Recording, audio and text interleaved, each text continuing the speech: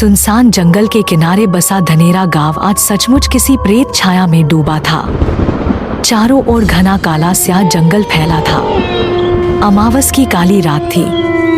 गांव पर एक अजीब सी खामोशी की चादर लिपटी थी। सिर्फ दूर जंगल से कुत्तों के भौंकने और सूखी हवा के पत्तों की सरसराहट उस चुप्पी को बीच बीच में तोड़ रही थी।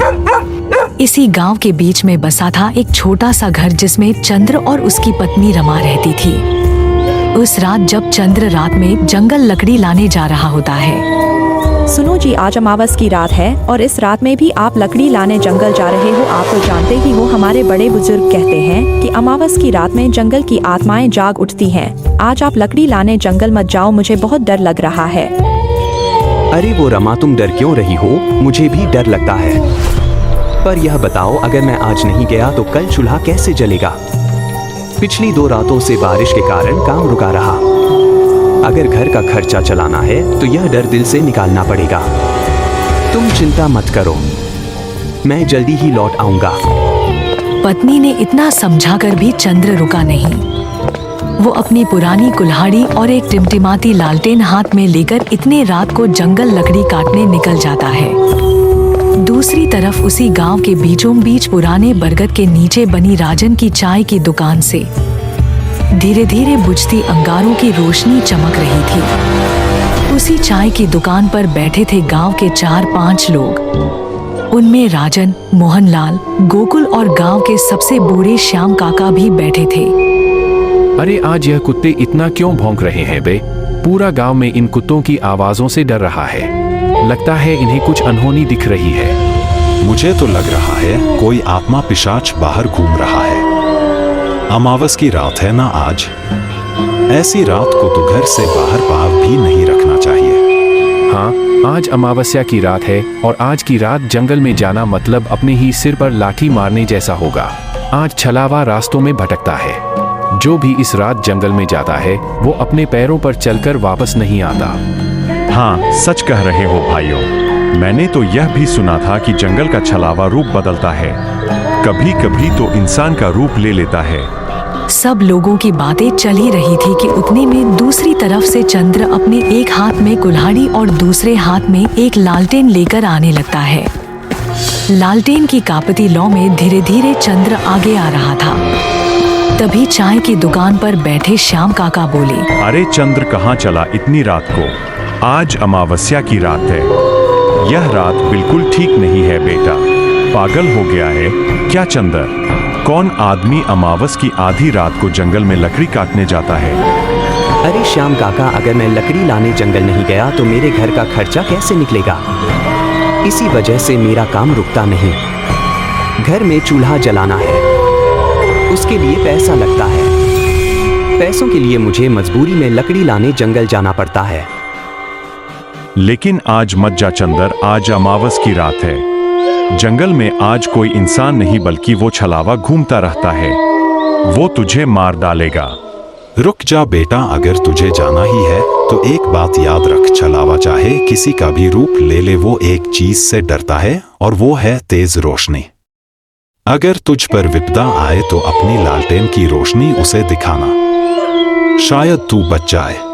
जैसे ही श्याम काका ने यह कहा, इतने में एक जोरदार ठंडी हवा चली। लालटेन की लौ एकदम लहराई, जैसे किसी ने पास में ही हंसकर फुसफुसाया हो।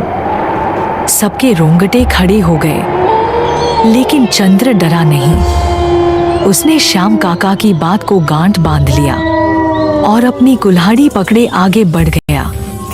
चंद्र चाय की दुकान से आगे निकल चुका था। गांव की आखिरी बाउंड्री पार होते ही वहां सुनसान डरावने जंगल का रास्ता शुरू हो जाता है। रात का अंधेरा और भी भयानक हो गया था। पेड़ों की टहनियां हवा में हिल रही थी। जंगल की आवाज ऐसी आ रही थी कि मानो किसी इंसान की आवाज हो। तभी चंद्र रुक जाता है। कौन है? कोई है तो सामने आ जाओ। पर जवाब सिर्फ सन्नाटा। तभी अचानक उसे एक परछाई दिखा जो आगे पेड़ से उतरकर धीरे धीरे खेत की तरफ जा रही थी। चंद्र ने हिम्मत की ओर बोला, कौन है रे गोकुल? तू है क्या? अगर कोई गांव का आदमी मेरे को डरा रहा है तो मैं डरने वाला नहीं हूँ। सीधे तरीके से मेरे सामने आ जाओ, नहीं तो मेरे हाथ जो कुल्हाड़ी है उससे मैं तुम्हारा सर धड़ से अलग कर दूंगा। तभी वह काली परछाई वापस आने लगती है और वह कोई और नहीं बल्कि चंद्र की पत्नी रमा थी। चंद्र का दिल थक से रह गया। अरे रमा, तो इस भयानक डरावने जंगल में इतनी रात को क्या कर रही हो? मैंने तुमको बताया था कि मैं घर जल्दी लौट आऊंगा। रमा मुस्कुराई मगर आंखें बिल्कुल ठंडी। लेकिन वो आवाज रमा की नहीं थी, वो तो उस जंगल के छलावे की थी। घर चलो चंदर, रात बहुत हो गई है। चंद्र एक कदम पीछे हट गया। उसी पल रमा जैसी आकृति धीरे धीरे धुंध बनकर गायब हो गई। यह देख के चंद्र का खून जमने लगा। यह कौन था? यह तो रमा नहीं थी, यह तो इस जंगल का छलावा था। तब भी चंद्र रुका नहीं, वो आगे बढ़ने लगा। जंगल के रास्ते से भयानक डरावनी डरावनी आवाजें आनी शुरू हो गई। थोड़ी देर बाद चंद्र जंगल के बीच आ चुका था। अब उसको पीछे लौटने की हिम्मत नहीं हो रही थी। आगे जाने का डर अलग। अचानक उसे अपने पीछे किसी के चलने की आहट आई। वो पीछे मुड़ा लेकिन वहां कोई नहीं था। यह सब देख के चंद्र जोर से चिल्लाया, कौन है रे? दम है तो सामने आ। तभी एक बार और उसके पीछे धीमी खुरदरी आवाज आई, जैसे किसी 60 साल के बुढ़े की आवाज हो। फिर से चंद्र पीछे मुड़ा तो अपने पीछे उसको उसी के गांव के श्याम काका दिखाई दिए, जो चाय के दुकान पर बैठे हुए थे। श्याम काका, आप इस वक्त इस जंगल में हैं। आपने तो मुझे जंगल जाने को रोका था, तो आप इस जंगल में इतनी रात को क्या कर रहे हो? मैं तेरा ही इंतजार कर रहा था चंद्र। आज तुझे मेरे हाथों से कोई नहीं बचा सकता। आज तेरा शरीर मेरा होगा। यह सब देख के चंद्र पीछे हट गया। मुझे पता है कि तुम मेरे गांव के श्याम काका नहीं हो। मैंने तुमको पहचान लिया है। तुम एक जंगल के छलावा हो। अचानक श्याम काका का चेहरा बिगड़ने लगा। आंखें लाल, दांत लंबे और चेहरा किसी दानव जैसा। चंद्र डरकर कुल्हाड़ी लहराता हुआ भागा। छलावा पेड़ों से ऊपर नीचे कूदता हुआ उसका पीछा कर रहा था। चंद्र भागते भागते एक पुरानी खाई पर पहुंचा। आगे रास्ता नहीं था, पीछे से छलावे की हंसी। अब चंद्र के पास आगे जाने का कोई भी रास्ता नहीं था। ना चंद्र पीछे जा सकता था, ना आगे जा सकता था। चंद्र ने कांपते हुए हाथों से अपनी कुल्हाड़ी उठाई और बोला, आजा, मैं डरता नहीं तुमसे। तुझे जो करना है कर ले। छलावा एक झटके में चंद्र का रूप लेकर सामने खड़ा हो जाता है। अब इधर भी चंद्र और उधर भी चंद्र, एक असली एक नकली। यह सब देख के असली चंद्र डर जाता है। चंद्र, अब तू क्या करेगा? अब तो मैंने भी तेरा रूप ले लिया है। अब कौन सा तू और कौन सा मैं? अब तो तुम्हारी पत्नी रमा भी मुझे नहीं पहचान पाएगी।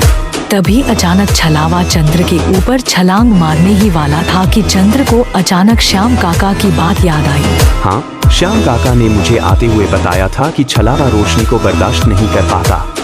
उसके बाद चंद्र ने अपने हाथ में जो लालटेन थी उसको उठाया और जोर से छलावे की तरफ फेंक दी। जैसे ही लालटेन छलावे के पास गिरी, लालटेन में तेज पीली रोशनी होने लगी और छलावा दर्द से चिल्लाते हुए पीछे हट गया। वो धुएं में बदलता हुआ चिल्लाया, अगली अमावस में लौटूंगा चंद्र। उसके बाद तुम्हें यह लालटेन तो क्या तुम्हारे गांव का कोई इंसान भी तुम्हें बचाने नहीं पाएगा। यह बोल के छलावा अंधेरे में गायब हो गया। रात के 2 बजे थे। अब चंद्र के पास लालटेन भी नहीं थी। चंद्र ने अपनी कुल्हाड़ी उठाई और घर के रास्ते बिना लकड़ी लिए वापस जाने लगा। थोड़ी दूर चलते चलते चंद्र थक जाता है, इसीलिए वह एक पेड़ के नीचे आराम करने बैठ जाता है। रात का अंधेरा गहरा हो चुका था। चंद्र को कुछ समझ नहीं आ रहा था कि अब वह क्या करे। क्या करूं? कुछ समझ नहीं आ रहा है। रात भी बहुत हो चुकी है और मेरे पास तो अब मेरी लालटेन भी नहीं है और इस जंगल का रास्ता भी साफ दिखाई नहीं दे रहा है। ऐसा करता हूँ, आज की रात यहीं जंगल में पेड़ के नीचे सो जाता हूँ। सुबह होते ही घर लौट जाऊंगा। दूसरी तरफ चंद्र की पत्नी रमा घर के दरवाजे के पास खड़ी होकर चंद्र का इंतजार कर रही थी। रात के ठीक 3 बज चुके थे। थोड़ी देर बाद सुबह होने ही वाली थी। तभी रमा खुद से बातें करते हुए बोलती, हे भगवान, रात के 3 बज चुके हैं और अब तक ये घर क्यों नहीं लौट आए? उनको कुछ हुआ तो नहीं होगा? अब मैं क्या करूं? घर के बाहर कुत्तों की भौंकने की और जंगल की तरफ से लोमड़ियों की आवाजें आ रही थी। उधर रमा को नींद नहीं आ रही थी। रमा घर में इधर उधर घूम रही थी। थोड़ी ही देर में सुबह हो जाती है। सुबह होते ही रमा गांव में जो चाय की दुकान है उसके पास आने लगती है। चाय के दुकान पर वही लोग बैठे थे जो रात को चंद्र को समझा रहे थे। तभी रमा चाय के दुकान पर आ जाती है। क्या हुआ रमा? तुम आज चाय के दुकान पर कैसे आई? सब ठीक तो है ना? नहीं श्याम काका, सब ठीक नहीं है। कल रात को वो लकड़ी लाने जंगल गए थे, लेकिन वह जंगल से अब तक घर आए ही नहीं। रोज तो जल्दी घर लौट आते थे, लेकिन पता नहीं आज क्या हुआ। वो अभी तक लकड़ी लेकर घर आए ही नहीं। मुझे बहुत ही चिंता हो रही है। रमा तुम चिंता मत करो, अभी हम सब उस जंगल में जाकर देखते हैं। उसके बाद सभी चंद्र को ढूंढने जंगल की ओर जाने लगते हैं। थोड़ी दूर जाने के बाद उनको दूसरे गांव का एक लकड़हारा उस जंगल में दिखाई देता है। तभी उस लकड़हारे से श्याम काका कहते हैं, बेटा तुमने किसी आदमी को इस जंगल में देखा है क्या? वो भी तुम्हारे तरह इस जंगल में रात को लकड़ी लाने आया था, लेकिन अब तक वो घर नहीं लौटा। हाँ काका, मैंने एक आदमी को एक पेड़ के नीचे देखा था, लेकिन वो सोया हुआ था, इसीलिए मैंने उसको जगाया नहीं। वो पास में ही जो पेड़ है उसके नीचे सोया हुआ है, लेकिन वहाँ का रास्ता बहुत ही डरावना है। मैं भी लकड़ी काटने वहाँ कभी नहीं जाता। सभी लोग वहां से चंद्र को ढूंढने आगे जंगल के रास्ते निकल पड़ते हैं। कुछ ही दूर जाने के बाद उनको चंद्र एक पेड़ के नीचे सोया हुआ दिखाई देता है। सभी लोग चंद्र के पास जाते हैं और कहते हैं, अरे ओ चंद्र, नींद पूरी नहीं हुई क्या? अब तुम्हारी नींद पूरी हुई होगी तो उठ जा। देखो हम तुम्हें ढूंढने जंगल आए हुए हैं। तभी अचानक चंद्र की आंख खुल जाती है। चंद्र खड़ा हो जाता है और कहता है, तुम लोग यहाँ क्या कर रहे हो? और रमा तुम भी सब ठीक तो है? आप आज घर नहीं आए तो क्या मुझे चिंता नहीं होगी क्या? मैं रात भर आपकी चिंता में सो नहीं पाई और आप कह रहे हो कि क्या हुआ? रमा अब मैं तुमको क्या बताऊं कि मेरे साथ रात में क्या हुआ? क्या हुआ चंदन तुम्हारे साथ रात को इस जंगल में? श्याम काका, अब आप लोगों को मैं क्या बताऊं? कल रात जब मैं लकड़ी लेने इस जंगल में आया ना, तो रमा का रूप लेकर इस जंगल का छलावा मेरे सामने आया। उसके बाद वह गायब हो गया। थोड़ी देर बाद फिर से वह छलावा आपके रूप में मेरे पीछे मुझे मारने आया। श्याम काका, लेकिन आपकी वजह से मैं कल रात को बच गया। आपने मुझे चाय की दुकान पर बताया था कि छलावा लालटेन की रोशनी से भागता है। मैंने मेरे हाथ में जो लालटेन थी वो छलावे के ऊपर फेंकी। उसके बाद छलावा गायब हो गया, लेकिन उसने मुझे बोला था कि वो फिर अगली अमावस की रात हमारे गांव आएगा। श्याम काका, छलावा गया नहीं है, सिर्फ कुछ दिनों के लिए गायब हो गया है। इसीलिए हम सब गांव वालों को सावधान रहना होगा। बेटा चंदर, तू आज बच गया, पर वो किसी और का रूप लेकर फिर आएगा। अब चलो यहाँ से जल्दी। तभी सभी लोग वहां से अपने घर जाने लगते हैं।